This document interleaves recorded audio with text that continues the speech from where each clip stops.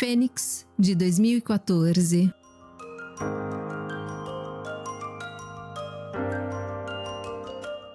Fênix é uma produção alemã lançada em 2014 e foi a sexta colaboração entre o diretor Christian Petzold e a atriz Nina Ross, sua antiga musa.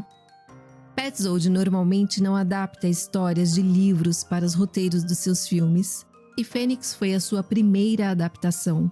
Depois veio Em Trânsito, que originalmente é um livro da alemã Anna Seghers, do qual eu falei rapidamente no episódio do Cine Mundo Afora Podcast sobre escritores e o cinema. Fênix foi adaptado do livro Le Retour des Cendres, ou De Volta das Cinzas, do escritor francês Hubert Monteillet, lançado em 1961. Não sei se esse livro teve alguma edição em língua portuguesa. Em inglês teve 2 títulos diferentes, Return from the Ashes e Phoenix from the Ashes. Daí talvez tenha vindo o título desse filme. A história do livro é um drama e um grande suspense que tem início logo após o final da Segunda Guerra Mundial. Em seguida, o leitor é lançado para o passado da personagem principal, para um ano antes do início da guerra. O filme de Petzold, que é uma adaptação livre, modifica muitos elementos em relação à obra original e coloca a trama inteiramente no período do pós-guerra. Mas apesar das modificações, mantém de maneira sutil algumas das discussões propostas por Hubert Monteillet em seu livro, que são os questionamentos sobre o que define a identidade de uma pessoa, tanto em relação ao que ela é como indivíduo, tanto em relação a como ela se coloca socialmente, e ainda como é esperado que as origens étnicas e culturais interfiram nas ações de um indivíduo, selando seu destino. Mas é claro que a história contada em um filme dificilmente será tão aprofundada quanto a que é narrada em um livro, e isso acontece aqui. A adaptação de Petzold não é um texto cabeçudo ou monótono, mesmo porque Petzold não é um diretor introspectivo, ou mesmo que se dedique a narrativas altamente intelectualizadas e densas. É um filme de ritmo lento, é verdade, mas é instigante e tem características de obras no ar, com uma história que traz bastante suspense desde as cenas iniciais. Não foi a primeira vez que o livro De Volta das Cinzas foi adaptado para o cinema. Em 1965, o diretor britânico J. Lee Thompson o adaptou mantendo o título Return from the Ashes, De Volta das Cinzas. Estrelado por Maximilian Schell e Ingrid Thulin, embora seja uma adaptação mais fiel ao livro do que Fênix, é um filme que tem aspectos bem distintos da obra literária, como por exemplo o final, o que também foi modificado por Petzold. O que é muito instigante, porque há então 3 possibilidades de saídas para a protagonista, embora nem todas sejam otimistas.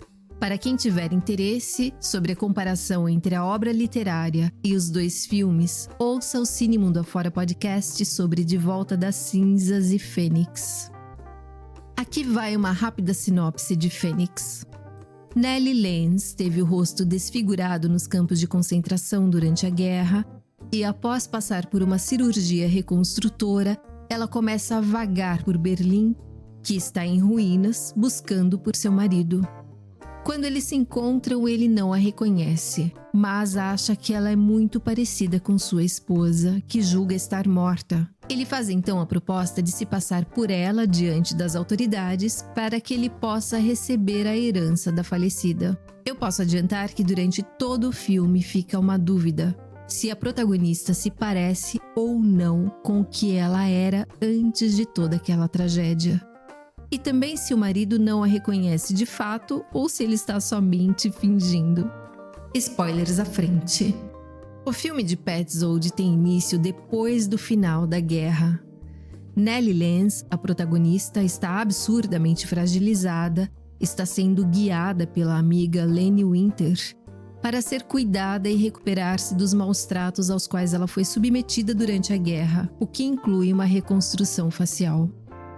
Nellie Lenz foi aprisionada por ser judia, mas de algumas maneiras muito sutis ela contradiz isso.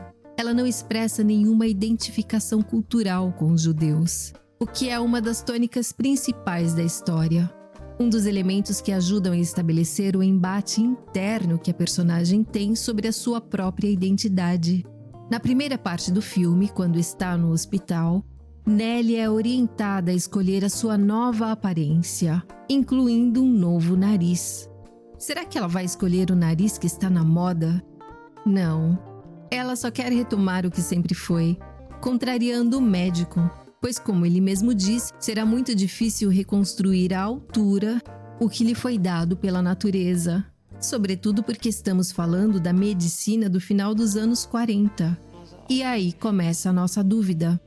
Até que ponto o médico conseguiu, já que só são mostradas fotos antigas da Nellie em perfil, nunca de frente.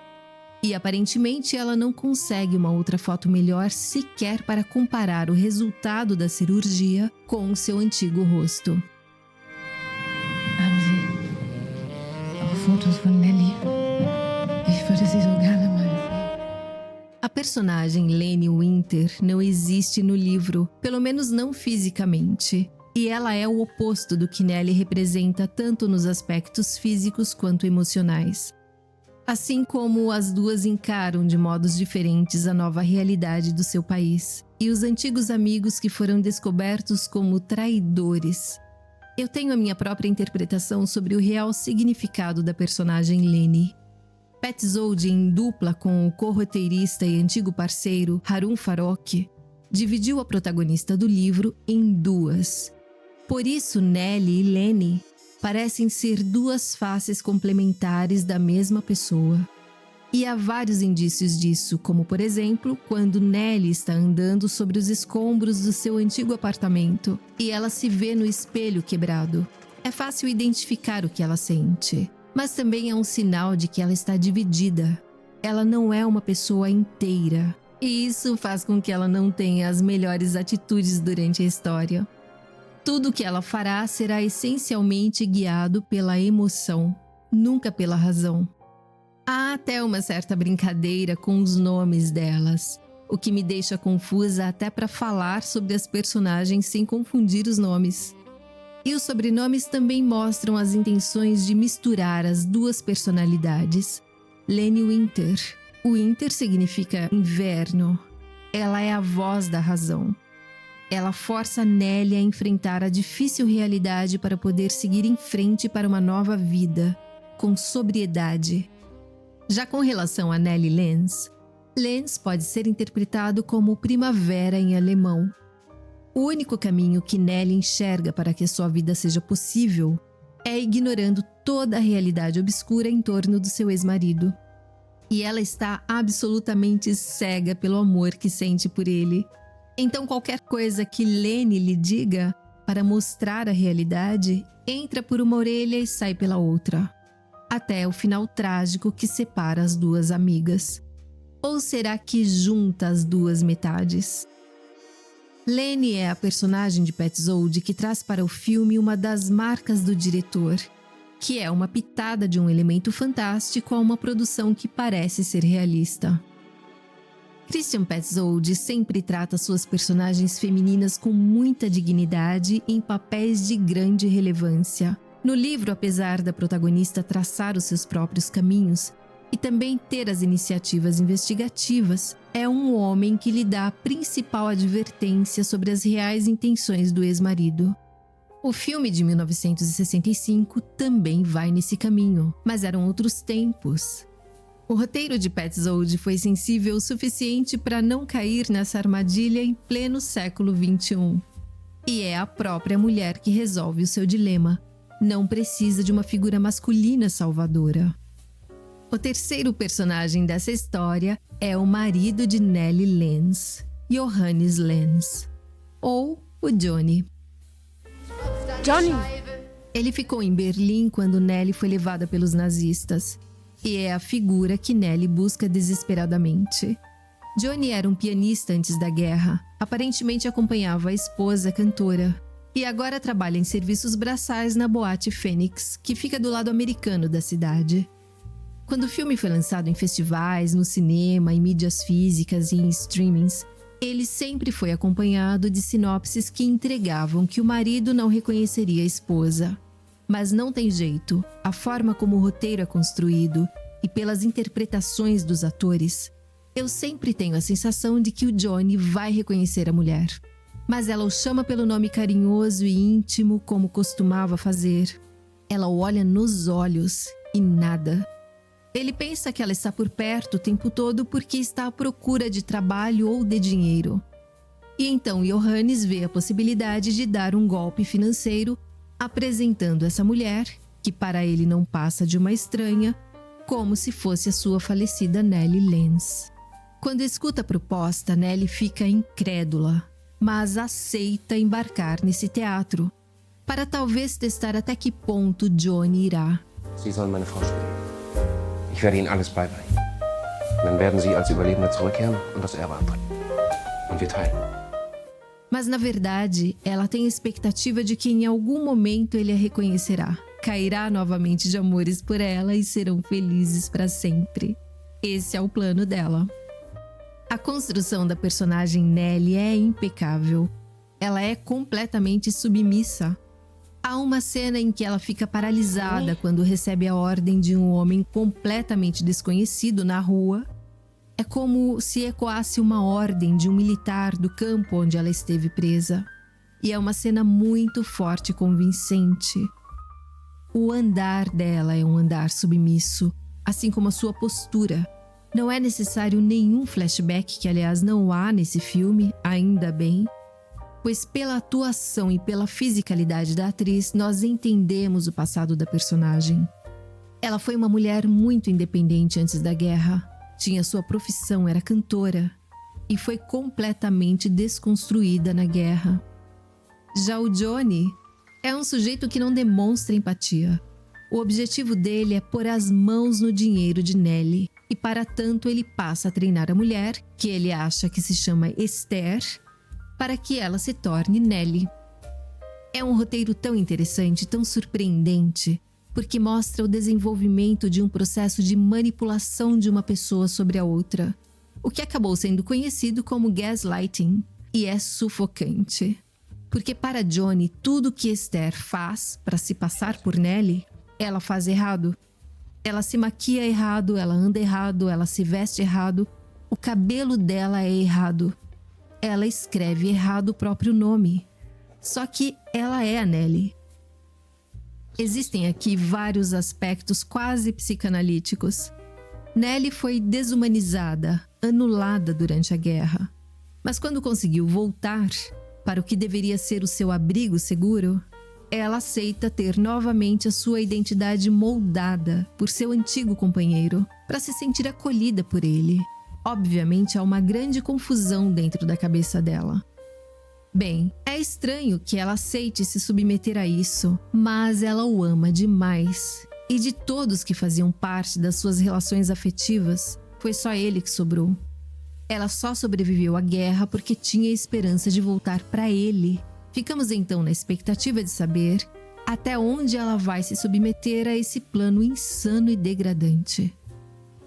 E entre Nellie e Johnny está a Leni, que quer ir embora da Alemanha com Nellie. Os planos dela são uma inserção nova na história. Não são presentes no livro, mesmo porque no livro a história se passa na França, não na Alemanha. Mas os projetos descritos por ela, dos quais esse vídeo não vai tratar, são plenamente críveis e historicamente sustentados. Leni tenta a todo custo mostrar como é errada a simples aproximação de Nellie e seu ex-marido. Porque Johnny não é só um golpista de ocasião porque está na miséria trazida pela guerra. Não, ele esconde muito mais do que isso. E eu diria que as duas adaptações cinematográficas pegaram muito leve ao mostrar a realidade desse personagem. Nellie não tem consciência de como seu futuro foi completamente deslocado por causa de um ato do seu ex-marido durante a guerra. Essencialmente, eu acho que em uns 90% do filme, vemos somente Nellie e Johnny na tela. E é muito bom. O tempo todo esperamos o momento em que Nellie/Esther vai se rebelar contra a história que Johnny está montando, que é basicamente moldar Esther para que ela finalmente possa ser apresentada formalmente e publicamente como a velha Nellie, que superou o aprisionamento da guerra e que voltou soberana para Berlim, pronta para retomar o casamento e receber a sua fortuna, contrariando a todos que achavam que ela estava morta. Toda a cena que Johnny ensaia para apresentar Nellie aos amigos é absolutamente patética. E ela fica indignada e incrédula com a ignorância que Johnny tem em relação às pessoas que retornaram dos campos. As roupas que ele dá para que ela vista no dia da volta são aviltantes. Ele não faz a menor ideia do que aquelas pessoas passaram. E tudo isso é mostrado na fisionomia da atriz. Johnny e seus amigos, segundo ele, só querem a linda e exuberante Nellie de volta. Não querem tomar conhecimento de qualquer tipo de sofrimento que ela tenha passado nos campos nazistas. Sobre isso, Christian Petzold retoma algumas antigas notícias sobre as vítimas que conseguiam retornar da guerra para suas vidas na Alemanha. Elas não eram notadas. Ninguém lhes perguntava o que tinham passado na guerra e se sentiam como fantasmas. Por isso, Johnny quer que ela retorne resplandecente, justamente para ser notada. Ele não quer que ela seja invisível. Ela tem que validar a história que ele contará no fórum, ou na prefeitura, ou no cartório, sei lá onde é que ele tem que ir para poder liberar o dinheiro da esposa. E essas necessidades de validação de identidade estão presentes em diversas situações. Nellie várias vezes se questiona se realmente se parece com ela mesma. Até que Johnny diz que ela não se parece, mas que vai parecer. Mas que ela tem a mesma cor dos olhos da falecida. E Nellie/Esther pergunta qual é essa cor, e aí ele responde que é azul. Os olhos da sua falecida mulher eram azuis. Até isso ele tem que dizer, porque é como se ela se sentisse um fantasma, apenas uma ideia de alguém que já existiu. E o ex-marido é que vai dar fisicalidade a essa ideia, para que ela volte a ser uma mulher de verdade e adequada novamente.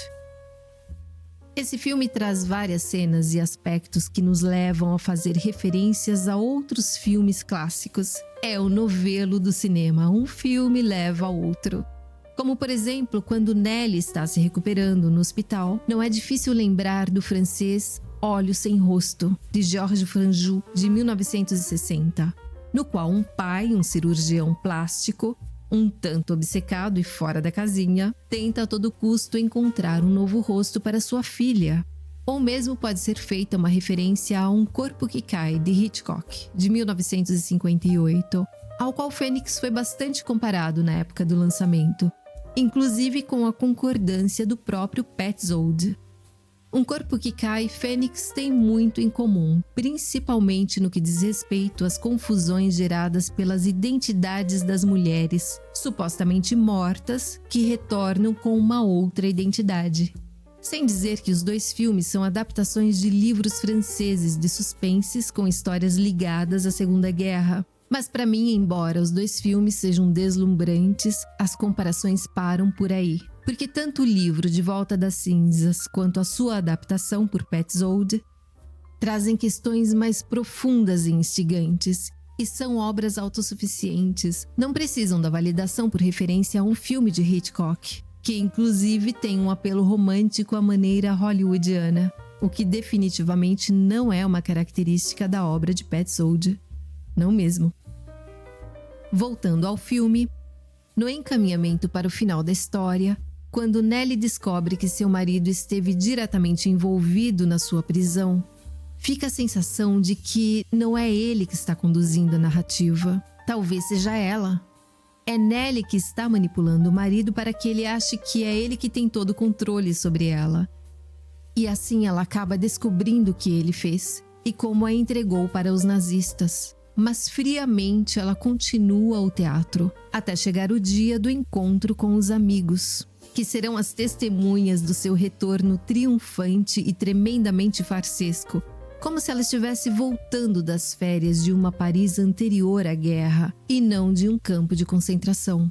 É uma cena que deveria ser dramática. Deveria. Em um outro tipo de filme, levar o espectador às lágrimas. Mas é somente patética e até engraçada. Eu particularmente acho que da mesma forma que Esther foi treinada por Johnny para se passar por Nellie, os amigos dele que foram recebê-la na estação também passaram por uma preparação. Eles sabem que ela é Esther, a Nellie falsa, porque tudo ali é muito artificial, é como se fosse uma peça com péssimos atores. E na cena final, que termina de uma maneira linda e emocionante, há uma grande revelação de uma forma absolutamente inesperada. Os amigos e Johnny percebem que a mulher é de fato Nellie. Quando ela pede a Johnny para que toque piano e a acompanhe em uma música que Lenny, lá no meio do filme, havia pedido para que ela cantasse um dia. Então, nesse momento, eu vejo como se os dois lados dessa mulher, o apaixonado e cheio de sonhos, representado por Nellie, fizesse as pazes com o pragmatismo, representado por Lenny, e abraçasse a sua realidade, que é muito dolorosa. E ela vê à sua frente aquela plateia inexpressiva, formada por seus antigos amigos, que agora parecem vazios de emoção e que perderam todo o significado. E ela dá as costas para o seu traidor ou para seus traidores e vai embora. Assim termina Fênix, e pode acreditar, ainda ficaram temas sem serem comentados. Não perca a oportunidade de apreciar essa complexa produção de Christian Petzold e te convido para ouvir o podcast Para Devagar sobre o livro e as 2 adaptações cinematográficas de Volta das Cinzas. Bons filmes para você e até uma próxima. Es gibt keinen Nachweis, dass sie tot ist. Vielleicht lebt sie ja noch. Sie ist tot.